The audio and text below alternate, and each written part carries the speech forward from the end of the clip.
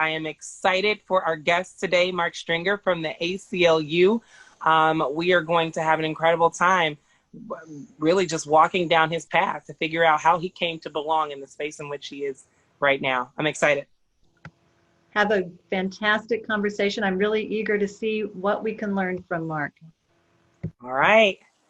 Mark is right here, right where you belong. Mark, how are you? I'm great. Thanks. Thanks. It's good. I'm very excited to talk to you today. From your vantage point, I can brag on you, right? I don't know if you're interested in doing it, but when we think about leaders, obviously somebody's following, and I'm curious from your vantage point, especially when we're in a predominantly white state, how does it look for you in leading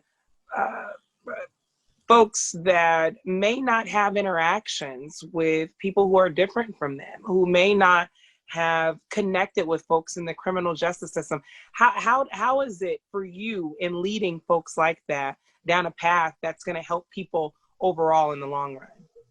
It's a great question, Deidre, and you could probably answer it as well as I could. But but from my perspective, one of the key pieces for me has been a willingness to learn from others.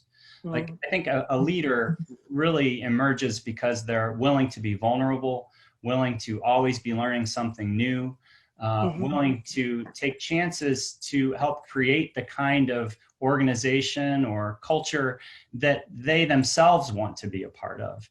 And so when I think about, for example, the steps that are needed to build an equity culture in our society, I have to start with, well, why is this important? And it's important because it's where I want to live. Like, I personally want to live in a culture where there's equity and inclusion and diversity and belonging, where we learn from each other as much as any one person tells anybody anything else, right? Like, leaders, I think the misconception about leaders is that they always have to have the answers. But what I've found is the best leaders, and the one I strive to be, is the one always asking the right questions. I think there sometimes can be a great deal of fear that comes along with that, because it's the fear of the unknown, taking a risk, getting outside of your box. How do we mitigate that fear? Well, I think sometimes the fear is a product of the inability to see that the other alternative is not good. Like, okay, I may be afraid, I may hold back, I may not want to challenge myself, but then I'm limiting what's possible for me and for the organization I serve. If I'm not willing to reach out to the team I work with, the people in my circle and beyond, to better understand how they are seeing things, then I'm not going to see completely either. And as a leader, that's just not a good place to be in. You want to be in a place where you're seeing as much as possible, and you're willing to let what you see change you, and to question and challenge the status quo.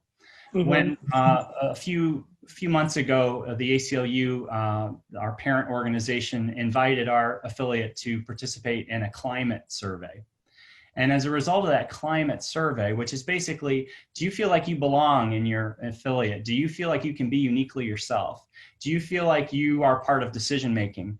And I was not pleased with the results of that survey. I mean, we did okay, but I mean, as a leader, that was not only disheartening for me, it was disappointing to an extreme degree, because if the ACLU is not a place where people feel like they can belong, then how are we going to argue for a society in which more people should feel like they belong more often? And so I think those experiences should always, they certainly called to me to question the status quo. How am I contributing as a leader to an environment where people feel like they don't belong? So these opportunities are a chance for me to learn, but for our organization that I get to serve on this, with this great team, that we all get to be better. We all get to do better. And that's way more important than any fear I might have. I mean, I think sometimes fear is a product of people being afraid they're going to fail. But I made the decision, if I'm going to fail, I'm going to fail for the right reasons. And I'm going to try to fail forward. And I'm not perfect. Oh my gosh. I mean, one of the reasons why I was willing to talk about this is because I'm not perfect. I don't have the answers, not even close, but I have the gumption to want to be in the right place, on the right side of history, engaged with people for the right reasons. And so that's what drives me forward. You are definitely a humble man. I definitely see that. Tell me a little bit about the work that you do with the ACLU in answering this question. What work are you most proud of right now that you've been able to accomplish through that organization? I know this is putting me on the spot on purpose, y'all. I'm putting them on the spot. Yeah.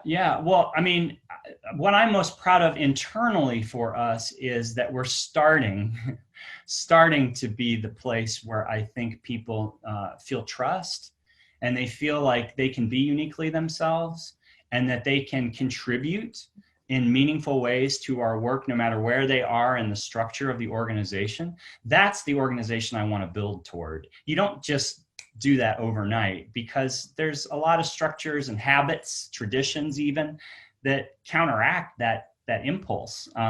But I think that's part of what, as a leader, I'm being called to do, is to reflect on where are the moments where I'm making decisions where I don't have a full picture.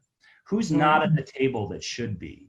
How can I be sure that the impacts of the decisions that I get to make are not detrimental to the people on the staff who some might consider themselves to be marginalized in some way? The decisions that I get to make should be reflective of the team I get to serve with. And until I get into a place where I have all the answers, which I don't anticipate I'll ever be in, I have to include as many people in decision making as I can.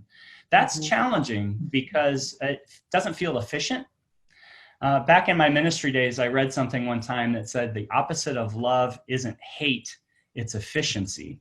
Now I know, depending on the business that a viewer might be in, you have to be efficient because money is what matters.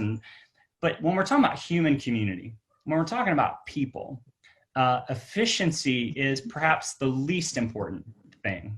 I think connectedness is more important than efficiency. People feeling like they belong, like they are a part of something bigger than them. That's the same kind of vibe I tried to create as a minister, and it's certainly the vibe I try to create as a leader at the ACLU of Iowa. You're speaking my language, and one of the things that 2020 has unveiled to us is that efficiency, I believe, is our worst enemy, no matter what organization you're working with, because sometimes the bottom line is not as much of a priority for your organization as you may think it is. And efficiency typically stands against that, because efficiency is something that we can brag about. It's our milestones. It's what we get paid on.